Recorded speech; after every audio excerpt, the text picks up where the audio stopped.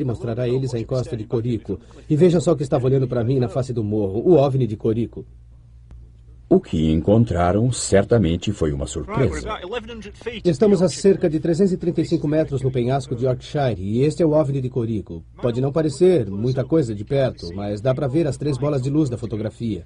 Elas são criadas aqui, e aqui, por uma ilusão complicada, uma mistura de líquen branco, líquen verde e arenito silicoso de Yorkshire, que contém cristais de quartzo e a água da chuva. Tudo isso, quando iluminado de determinado ângulo com a chuva ou umidade, dá a ilusão dessas 3 esferas de luz. Em alguns dias, podem ser muito brilhantes e noutros podem ser muito fracas. Naquele dia, quando Derek Ingram as viu, estavam muito brilhantes e foi isso que criou nele a sensação de que estava vendo uma coisa incomum, apesar dele ter olhado por sua janela todos os dias nos 2 anos anteriores e não ter visto nada. Apesar de algumas aparições poderem ser explicadas claramente como fenômenos naturais, os OVNIs continuam a povoar a imaginação do público e há muitos embusteiros prontos para lucrar com esse fascínio.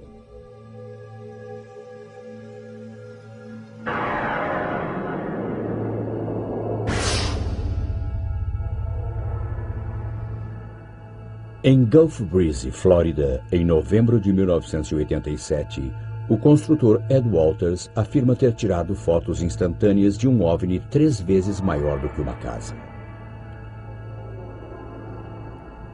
Para ele, foi apenas uma de muitas oportunidades fotográficas, quase abduções e observação de alienígenas. Apesar de ter vendido 2 livros sobre o assunto, Ed não permitiu que suas fotografias fossem incluídas neste programa.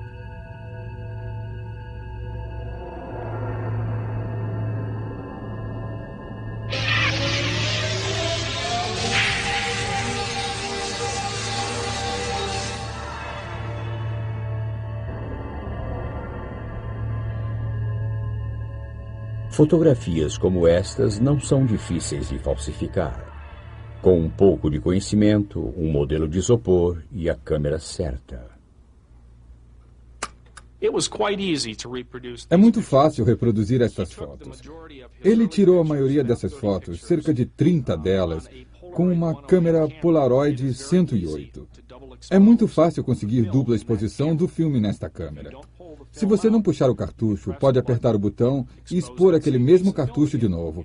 Você tira uma foto do modelo do OVNI lá dentro, sai, tira uma foto do céu e deixa o cartucho revelar o resultado. Então você terá uma exposição dupla, terá um OVNI voando no céu.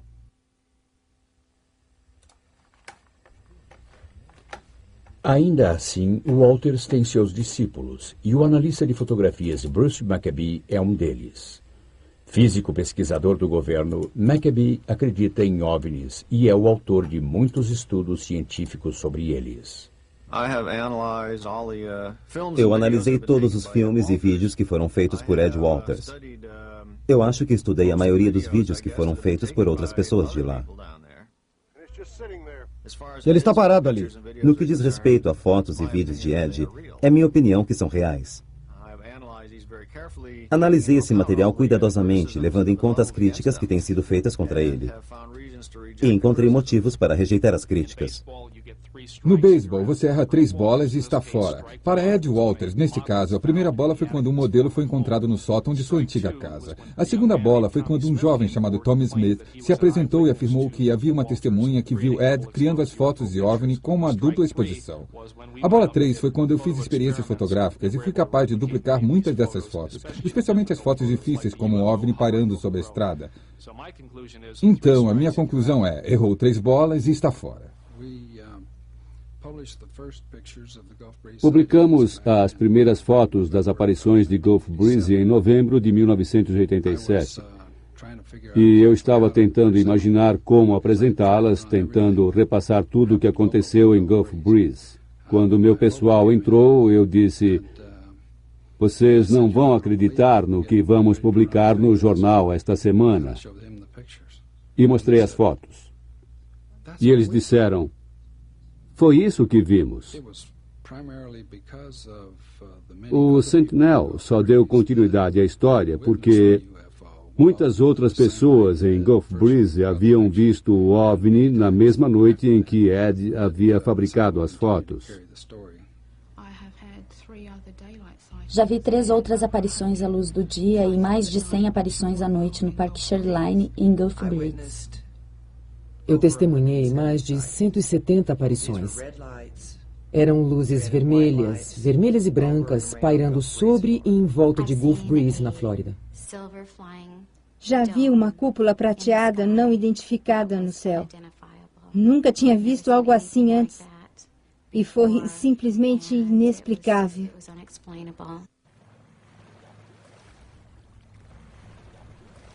Mas do outro lado da baía de Gulf Breeze está a base aérea naval de Pensacola. Uma explicação encontrada pelos habitantes é que algumas aparições não passam de brincadeiras feitas pelo pessoal da Marinha na base.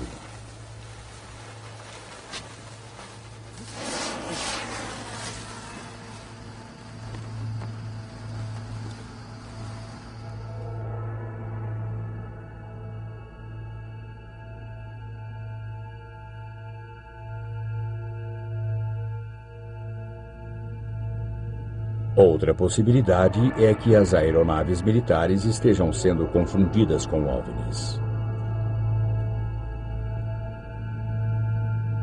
Por exemplo, a maioria das pessoas reconheceria os VADs, veículos aéreos desabitados, projetados para reconhecimento e observação secretos?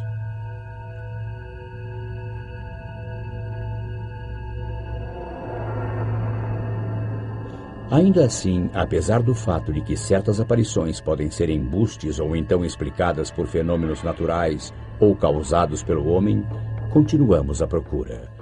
Nosso fascínio só cresce enquanto os cientistas descobrem evidências de vida em outros planetas. Ele só cresce enquanto se torna cada vez mais razoável acreditar que não estamos sozinhos no universo. Se os sinais de vida em Marte provarem ser verdadeiros, a vida extraterrestre em geral pode ser ainda mais disseminada. Astrônomos calculam a quantidade de civilizações que podemos esperar detectar no espaço. Eles utilizam a equação de Drake, do professor Frank Drake. O primeiro fator é o índice de formação de estrelas na nossa galáxia. Quanto mais estrelas você produz, mais moradas potenciais de vida irão existir. Uma fração dessas estrelas irá ter planetas. Esse é o segundo fator, a fração que terá planetas. Depois temos que levar em conta a quantidade de planetas em cada sistema que são potenciais moradas de vida. O próximo fator é a fração de sistemas de coisas vivas que dão origem à inteligência. O fator seguinte é a fração de sistemas de criaturas inteligentes que desenvolvem alta tecnologia, uma tecnologia detectável. Mas quanto tempo duram? Por quanto tempo são detectáveis? Talvez sejam destruídos por acidentes cósmicos, talvez de maneira ruim, através de uma guerra nuclear. Achamos que provavelmente se tornam indetectáveis porque sua tecnologia ficou tão sofisticada que não há desperdício de energia.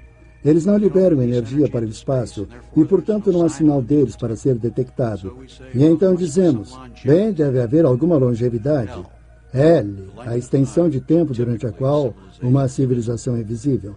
E agora, se tomarmos o índice de produção e o multiplicarmos por aquele L, o resultado final é o que começamos a descobrir, que é a quantidade de civilizações detectáveis no espaço.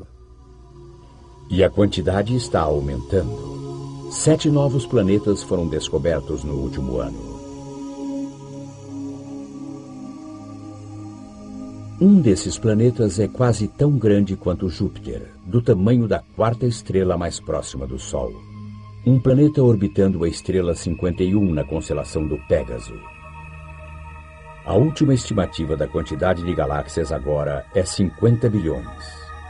A quantidade estimada de civilizações detectáveis é de 100 milhões de milhões. Alguma dessas civilizações em potencial está tentando se comunicar conosco? 7. A busca por inteligência extraterrestre está na escuta. Realizei a primeira busca moderna de rádio em 1960. Em todo o mundo, grandes radiotelescópios estavam sendo construídos porque a beleza e a potência da radioastronomia tinha acabado de ser reconhecida. E também naquela época, receptores de rádio muito mais sensíveis foram inventados. A combinação desses novos telescópios e desses novos receptores de rádio nos deram uma sensibilidade muito maior do que tínhamos antes, e foi uma inovação. Em termos de habilidade, tínhamos cruzado uma fronteira muito importante. Então, fazia sentido pesquisar. Não precisávamos de qualquer coisa especial nas atividades dos extraterrestres. Se eles fossem como nós, poderíamos detectá-los. Realizar uma busca 7 da superfície da Terra é algo muito desafiador e muito difícil. E o motivo é que detectamos sinais inteligentes o tempo todo, só que eles são todos nossos. Todos criados por nós, e alguns com uma vida incrivelmente longa. Sinal de chamada GBTT, Golf Bravo Tango Tango.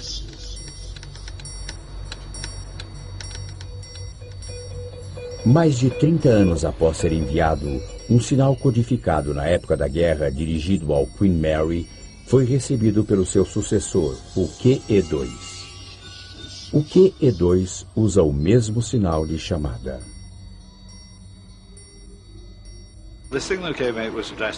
O sinal veio e estava endereçado para Golf Bravo Tango Tango, que é o sinal de chamado do QE2, mas eram as letras sinalizadas do Queen Mary. E o oficial de rádio que recebeu o sinal reconheceu o Golf Bravo Tango Tango e pensou que era para esse navio. Mas, na verdade, quando o recebeu, ele percebeu que era um sinal da época da guerra, que obviamente ficou ricocheteando pelo espaço por 30 anos. Enviado ao Queen Mary na década de 40, o sinal chegou em 1978. Ele estava ricocheteando pelo espaço, como o capitão Arnott sugeriu, ou de algum modo foi interceptado e enviado por alguém ou alguma coisa que ainda não identificamos. Detectamos algum sinal inteligente de outro mundo? Jerry Ehman pode ter detectado, direto de uma fonte fixa perto do centro da galáxia para o grande radiotelescópio da Universidade Estadual de Ohio. Um telescópio maior do que 3 campos de futebol.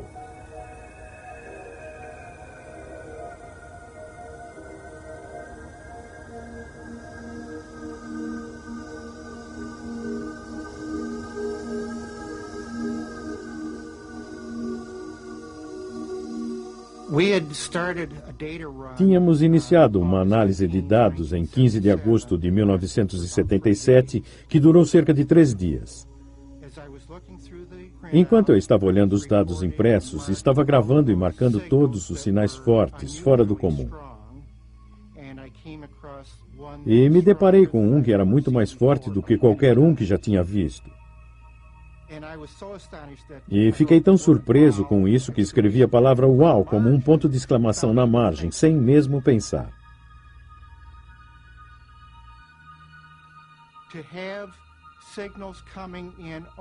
Ter sinais entrando em um só canal indica a possibilidade de que isso tenha sido um evento astronômico singular ou gerado por algum transmissor.